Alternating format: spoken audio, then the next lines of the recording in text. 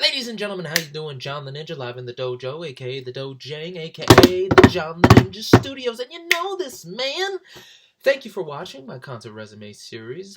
I have to do a shout out to two people I know that have enlightened me. They have watched every single video I've been dropping since I started this YouTube channel. Number one, Jonas Dorset, and number two, Chris Grace. Or Grayson. I'm pretty sure it's Chris Grace. I don't want to mess up his name. But two wonderful individuals I've known since college. Really good men. And I've met a lot of them in my life. But to do a shout out to them, guys, thank you for support. And thank you to everyone else that has subscribed, supported me, sent me emails. Thank you. You have no idea what that means to me and to keep things going. It's been a really busy last month. It's been really crazy. A lot of good, some sad, some bad. But we keep the good times rolling. So, as I continue with this beautiful video, we're going to get to concert resume number 26. AC/DC, live at the Wells Fargo Center. Let's see specifically. It was Friday, April 1st. Let me fact check it. Actually, yeah, that is wrong. Let me explain why. What happened was AC/DC we're going to go on tour again. So they did a stadium tour. If you saw my concert resume series, you would have saw that they went to the MetLife Stadium in North Jersey. I was just out there for my boy Dami Ogadon's wedding. It was fantastic, but that's beside the point. Went to that show, loved it. Probably the best AC/DC performance I ever saw. AC/DC was coming back to the States with stadium tour, and I had to go. So I purchased this ticket early, and I was ready to go. Wells Fargo Center, and it says for April 1st. It's going to be a Friday, and I can't wait. Ooh, I'm excited. Then, tragedy strikes. For everyone that already knows, just bear with me. Brian Johnson, their lead singer, this cool guy right here, he ended up having hearing loss so detrimental that the doctor said if you continue this tour, you'll go deaf. So he made the decision to step back, and it was very controversial. You know, it's immediate. You can't tour. You know, you need to get hearing help. I remember a doctor reached out to Brian and showed him these brand new hearing aids that were phenomenal. It was a big thing because AC/DC were in the middle of their tour, and here they go, stop. For any band, anybody that knows anything about touring process, the legal process, that's a nightmare. Okay, insurance is a pain in the ass when you're on the road, and you really hope you don't have to use it. So AC/DC's left in limbo. Everybody doesn't know what's going to happen, and Axl Rose, being on tour with Guns N' Roses and them actually reconnecting, offers his services to the band. So AC/DC, they try him out, they try Axl Rose out, and they try a fan out. And this fan is in a cover band. Guy told a story, says he shit the bed, but who wouldn't? If AC/DC asked me to play guitar with them, to possibly join them on tour, I'd probably shit the bed the first time too. I would ask for at least a second chance. But the guy and Axel, when it came to the two of them, Axel won out. As a fan, I would rather go with the guy who's in the tribute band who, knows these songs by heart. It means a little bit more to him, kind of like a Tim Ripper Owens thing for Judas Priest. However, they needed to make money, and the consensus was Axel was a draw. I remember first hearing this news, I didn't know how it was going to go down. I was a purist for AC/DC through and through. All right, only people certified by Malcolm and Angus could play, and Malcolm wasn't there, and I just felt really off with it, and I was like, I don't know, Axel's got a reputation. Unbeknownst to me, I'll give him this, he proved himself, but we'll get more down the line. But I remember when I was on the air at 89.1 WYBF, me and Zach actually had a conversation about that, and we were going back and forth and back and forth. So before we go into the overtime, we're going to talk about why we think Axl is a terrible, terrible singer for both you bands. think Axl is a terrible singer. Now, rest assured, some of the stuff he's done in the past, horrible person. He has been an absolute jerk, and there's better words to describe what he's done, but I can't say it. But he's been an absolute jerk to a lot of places, a lot of the concerts, and I get that. He does not strike me as the nicest man. But you cannot deny his voice and his music. I'm not. Personally, I feel that he's got one of the best voices in music. I'm a very big admirer of his voice in music. And if you look at the studies, I even showed John the Ninja the study right here. I had right on paper. It showed the ranges of the top musicians and the top singers, and Axl Rose had the widest range for his voice. He covered a full 5 octaves. No one else even came close. The closest one, I don't even remember her name now. Mariah Carey. Mariah Carey. There we go. It was Mariah Carey. Good That was Lord. the closest. So after all this, AC/DC reschedules their whole entire tour, and I've already bought this ticket. I'm ready to go, and I made sure it was the specific spot. Section 101, row 11, seat 8, by myself. It says here $139.50. Sure as hell wasn't that, and I paid for it. Probably closer to $200, $300 of Ticketmaster. Didn't know how to work the system yet. So it comes up, the new rescheduled dates are released. Philadelphia. You guys know I love Philadelphia. Know I bleed Philadelphia. Philadelphia has taken me, spit me back out, accepted me, and has become my second home. They are the last city on that tour, and I'm super stoked. Now, more news keeps on hitting. Oh, this is Cliff Williams' last tour with the band. He's retiring. So I'm like, you know what? I'm going to set a goal. I am going to get an interview with Cliff Williams. And damn it, I was going to be damned if I didn't get it. So my process of trying to search for his contact begun. And around this time, now mind you, this show took place in September. We're in August now. And I'm really trying to figure out how to get in contact with him. I've called different people. I've sent out emails. And I see this article. I see this article for Gulf Shore Life. And he did an interview with them. If you guys remember, how did I get my contact for Psycho Mike and Suicidal Tendencies? Through an article, through a magazine, through a newspaper. So I remember I was at my boy Dami's house in Michigan.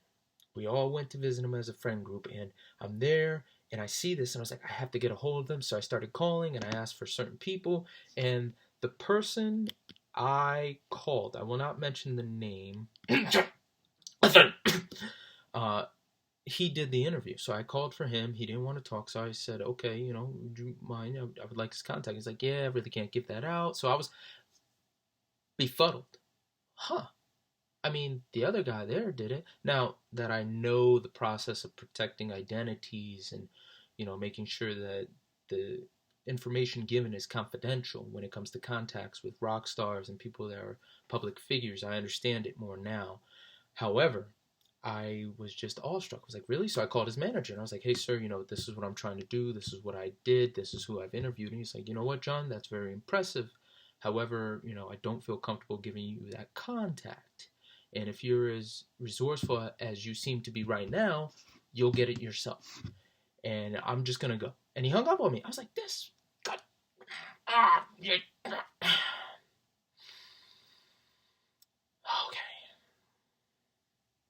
What can I do now? I really didn't know what to do. So, with that said, AC/DC is almost around the corner. So, I took it upon myself to call Sony. Call Sony Records. Call Columbia Records. I spent, realistically, I want to say a month calling that place over and over, getting patched to different people, asking for the rep, getting this and that. Nothing. Man, I was at the breaking point. I was like, God, just give me an inch. I'll take a mile. So finally, to keep the gentleman's name safely guarded, I will not describe who I spoke with, but I finally got to the right person. I said, hey, listen, I'm with this radio station. We want an interview. My contact gave me this info. Would you help me? And he goes, yeah, sure, no problem. Let's do it. So I send him the email. I wait back. I get an email back. Hey, John, we apologize. The band is not doing interviews. There's nothing I can do. However, keep my contact for future reference just in case. You know what? That's a win. I spent a freaking month trying to get that contact. Now I have it. And that is a process I don't recommend for anyone else. Now, most of the music labels, most of the artists have their contact information to their PR reps and their managers on their social media. Go there first. Don't call every day. It's a pain in the ass. Very rewarding, but pain in the ass. So, there's nothing I can do. I'm getting ready, and at the time, I just started my job at Wawa, pumping gas. We still do that in New Jersey. Even now, this is 2016, now it's 2021, still pumping gas. So I was doing overnights, and I was requested that night off specifically. So I requested off, I was ready to go, and I got there, and I didn't know how to take it, what to expect. See, I'm losing my words and stumbling and blah, blah, blah.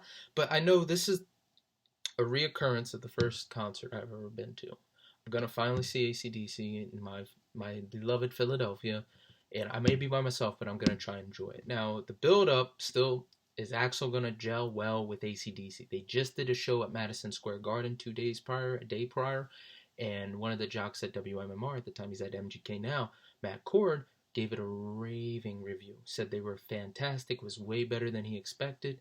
It's definitely a must see. So I'm like, okay, let's do this. So I remember having the concert resume notes and whatnot. This is what I got from it. That show showed why AC/DC are the greatest rock band. I may have been too tired, but I'll explain. So, Ori went through all the etc. and the etc. of trying to get Cliff's contact, and is Axl going to be great, but they were there, and Angus got into it. And that's all that matters. So I get there, Tyler Bryant and the breakdown or the shakedown. Let's get down to it, see what the hell their name was. And the shakedown. Tyler Bryant and the shakedown were there. They did their thing. I was like, okay, they're all right. Finally, it's time for AC/DC. And I'm looking around, and I'm not seeing a packed house. And I'm like, damn, you know what? AC/DC deserves better than that. Phil deserves better than that, especially if this might be their last show. So, well, they come out. I'm like, all right, let's do this. Axl starts singing. I'm like, ooh, okay, I'll try. I'll try it with you, Axl. Hey, yeah. And I see he's got this little groove now. It's not like the little snake thing he would do when he was younger. It's like this. He's got the hat on, and he's walking at this point because earlier in the tour, broke his leg. He even borrowed Dave Grohl's big giant machine, the little wheelchair rock and roll thing. So I'm watching it. I'm like, okay, I'm trying to get into it. They start shoot to throw. People are losing their shit to this. They are just going wild, and I'm so happy for them. But I'm trying to get the feel. Something feels off physically, and I'm like, you know what? I really need to enjoy this moment. Like I remember I was at a concert, and I know I've mentioned this before. I was at a concert, and I wasn't enjoying it. It was Black Sabbath, same place, around that same spot, and I didn't enjoy the song God is Dead. Of course, God's not dead, but, I felt this stricken of, like, shame on you for not enjoying this. This is a blessing. You're alive.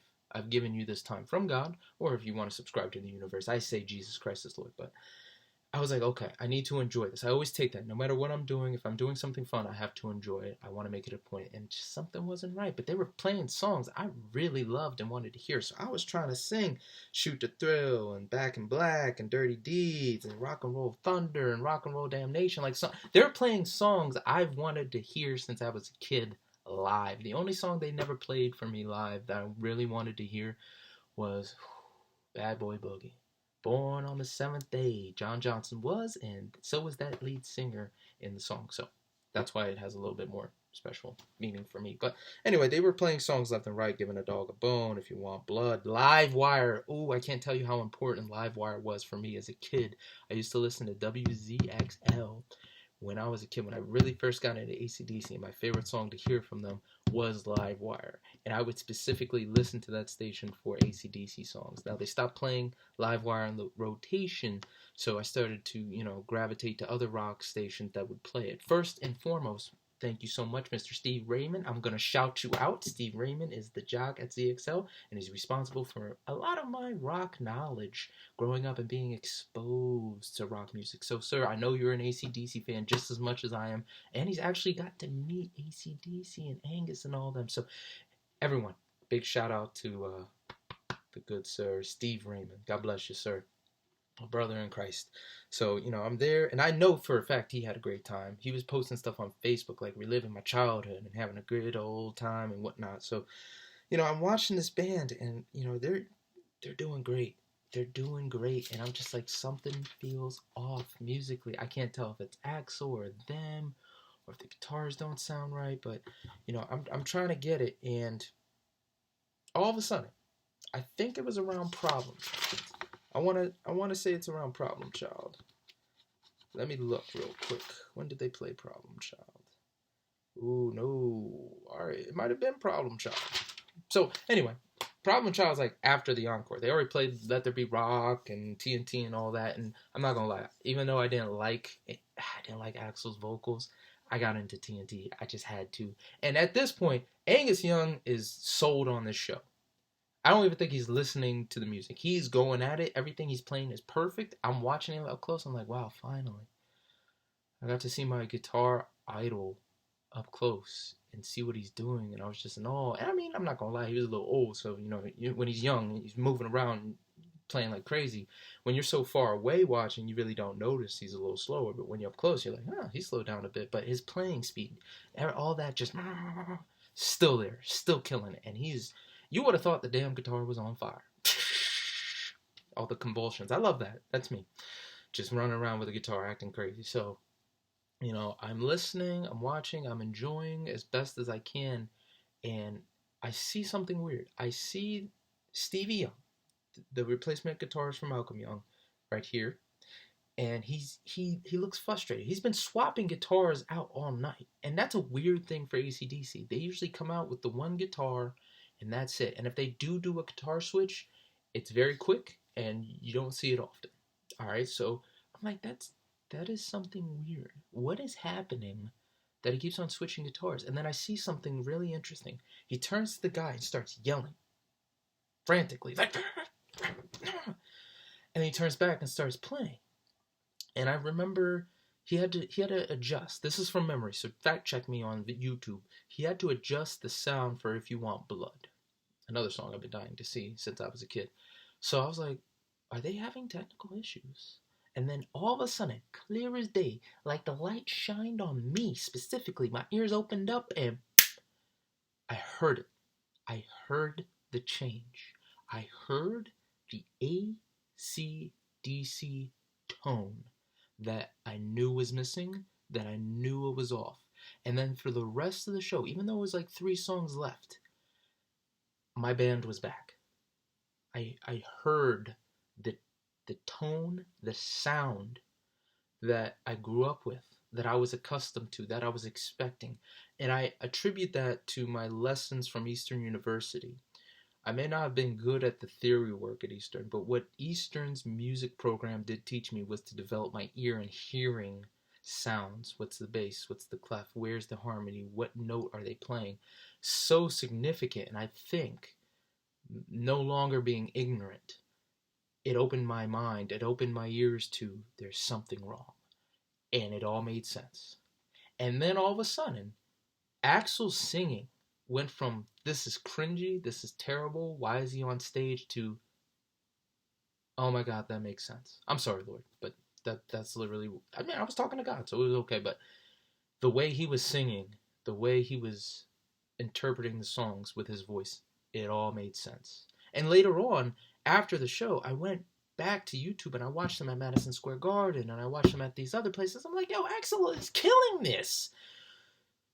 So what I think happened was Philadelphia kind of got screwed, even though the fans would never have known. The tone was off on the rhythm guitar. I don't know what happened. I'm heartbroken it happened. And it was something great for me to be like, you know what? Look at that. Even after a crappy show, the tone wasn't right.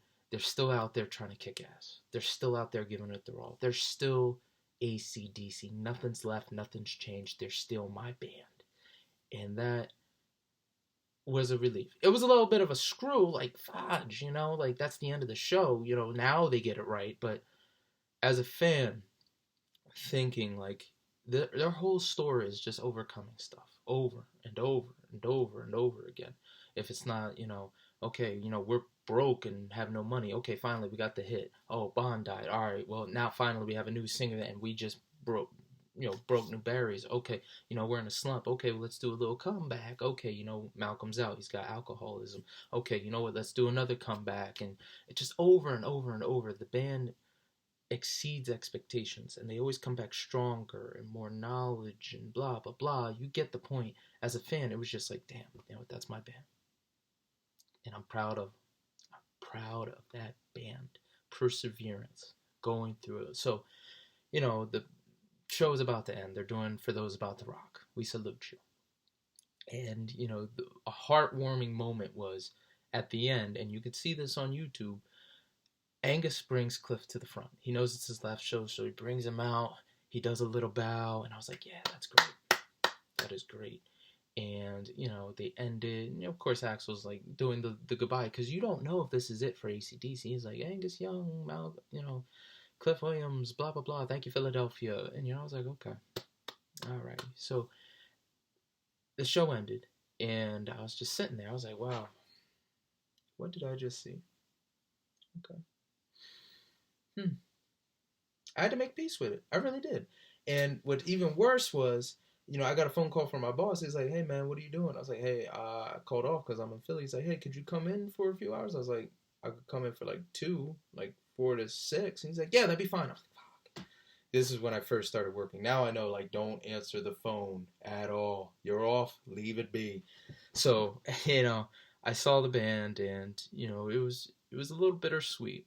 Very bittersweet. And, especially now, hindsight 2020, AC/DC having released, that last album. You could see it over there, ladies and gentlemen. Of course. I had to buy it on vinyl and CD, if you saw the opening, unboxing.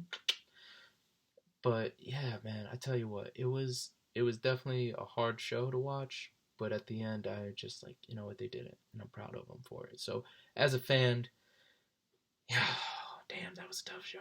Damn. But I gotta give Axl Rose, whatever his name is. I'm sorry, Axl. I will get it right. I gotta give it to Axl Rose. He really came through. There was a big controversy prior to that, because one time he was supposed to do a show in Philadelphia, and he screwed us over. He didn't come at all. Like, he didn't do the show. We were owed an apology, and I guess reforming with Guns N' Roses, having that time to, become more wise, not having childish antics and understanding what's important. He showed up on time. And I think AC/DC had a lot to do with that. Like, who else can claim they sang for one of their favorite bands or their favorite band? He probably was like, oh, I can't F this up. So it's a lot. But AC/DC pretty much put it off until this last year. And now we know the story. AC/DC's back, ready to tour. They even got Phil Rudd back in the band. So it's going to be interesting to see how this plays out. Everyone's back. That was concert resume number 26. But before I go, of course, I got to do the set list. Look at me. I'm trying to leave already. It has been that long. So for Tyler Bryant and the Shakedown, Do You Love Me was 1. Weekend Weeping was 2. Criminal Imagination 3. House on Fire 4. Got My Mojo Working Muddy Waters cover. That's 5.